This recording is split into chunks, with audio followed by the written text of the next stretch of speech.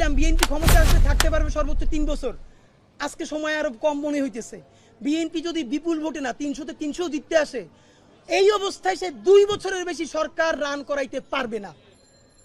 সুতরাং নির্বাচনের চেয়ে সেই ক্ষমতা কেমনে সুসংহত করবেন এইটা মনে রাখেন। কেন পারবেন না? হিসাব সোজা ভাই, মানুষের হাত খুলে গেছে। মানুষ মায়ের খাইতে খাইতে এখন মার দিয়া শিখে গেছে। আপনি যত তারে একটা বাজে কথা বলবেন, আপনি 3টে বাজে কথা শুনবেন। এমন অবস্থা হইতে পারে আপনারা সংসদে বসে যদি দেশবিরোধী আইন করেন, মানুষ নিজের জানমানের কথা ভাইবা সব বন্ধ কইরা সংসদে গিয়েও আপনাদেরকে পিটাইতে পারে। আপনারা তখন যত ইংলিশে মব বলার চেষ্টা করেন, তাতে আপনারা টিকতে পারবেন না। সুতরাং আপনারা জনতার রাজনীতিতে ফিরেন। এই যে আগে যারা আওয়ামী লীগ চেটেছে 15 বছর ধরে, সেই চাটাটা এখন জিব্বাটা একটু একবার কুলি করে বিএনপির দিকে জিব্বা বাড়িয়ে দিয়েছে। এটা বিএনপিকে বলতে হয় না আমাকে চাটো, কারণ সে জানে আগামী এখন আবার বেশ কিছুদিন ক্ষমতায় বিএনপিকে থাকবে। সুতরাং প্রচুর পরিমাণ বিএনপিকে চাটতে হবে।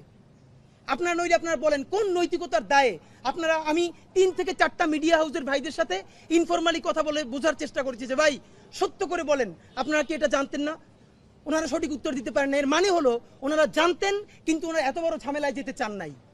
তো এই যে সেন্সরশিপ, এর মানে মিডিয়া, আজকে একটা প্রশ্ন করি, ঢাকার মধ্যে প্রকাশ্য দিবালোকে পাথর মেরে মানুষকে হত্যা করা যায়। আমি আপনাদেরকে বলে রাখি, যদি আওয়ামী লীগ কোনোদিন এই গণহত্যাকারীরা দেশে ফিরে আসতে চায় বা আসার কোনো অবস্থাও তৈরি হয়, তার 2টে দায় সমানকে, 2জনকে নিতে হবে। রাজনৈতিক দল হিসেবে সবার আগে তার দায় নিতে হবে বিএনপিকে। বিএনপির এই ব্লান্ডারের কারণে এই দেশে আওয়ামী লীগ আসার পরিস্থিতি তৈরি হবে। আর দ্বিতীয়ত এই সুশীল এনজিওবাদী সরকার। আপনারা একদিকে সরকারকে বলতেছেন সরকার ব্যর্থ, আপনারা স্বীকার করেন আর না করেন, এই পুরো আমলাতন্ত্রের 70 থেকে 80% এখন আপনাদের নিয়ন্ত্রণে। এটা আপনারা তাদেরকে বলতে হয় না। এমনি সচিব থেকে শুরু করে থানার ওসি পর্যন্ত প্রত্যেক উপজেলা বিএনপি সভাপতিরা সকালে উঠে ফোন দেয়, জিজ্ঞেস করে ভাই ডায়াবেটিসটা ভালো, খেয়াল রাখবেন, করোনা লাগলে আমারে বলবেন, স্টাফ দিয়ে পাঠাই দিব। মানে হলো এখন সচিব থেকে শুরু করে এলাকার এসআই পর্যন্ত যে যার নিয়ন্ত্রিত বিএনপির ফোন দিয়া স্বাস্থ্যের খোঁজ খবর নেয়, যাতে পরবর্তী প্রমোশনটা ঠিক মতো হয়। এটা তাদের চরিত্র। তো এই সরকার তো আপনাদের নিয়ন্ত্রণে, আপনাদের আমলাতন্ত্র সেটআপ এটা নিয়ন্ত্রণে। এটা বিএনপি আপনাদেরকে মনে করাই দেই অধ্যত্ত ও অহমিকা। আপনাদের বডি ল্যাঙ্গুয়েজে, আরে ভাই 1 বছর আগে ছিলেন বিলাই, টক শোতে যান নাই, অনলাইনে কানেক্টেড হয়েছেন, সেখানেও কে যেন নক করছে, বাসা থুয়ে দৌড়াইতেছেন। মানে এটা তো আমরা মানি। এর মানে আপনারা বিলেই তো ছিলেন। এখন আপনি বাঘ হয়ে উঠছেন। সেই বাঘের কণ্ঠ কার সাথে দেখাইতেছেন? এই দেশের নিরীহ মানুষের সাথে। আওয়ামী লীগ কয়টা ধরে চেষ্টা পারছেন?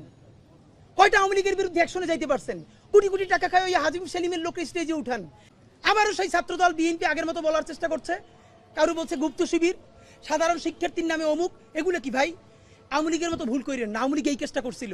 আওয়ামী লীগ রাজাকার করতে করতে কি হয়েছে দেখেন না, কি ইন্ডিয়া পালান লাগছে।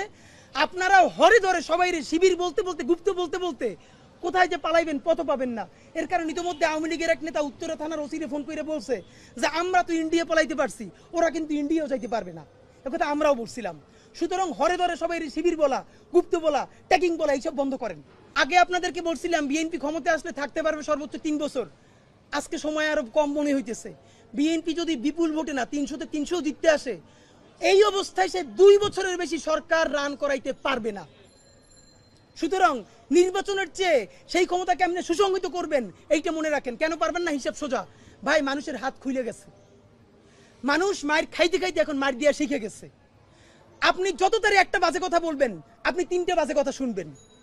এমন অবস্থা হইতে পারে আপনারা সংসদে বসে যদি দেশবিরোধী আইন করেন, মানুষ নিজের জানমানের কথা ভাইবা সব বন্ধ কইরা সংসদে গিয়েও আপনাদেরকে পিটাইতে পারে।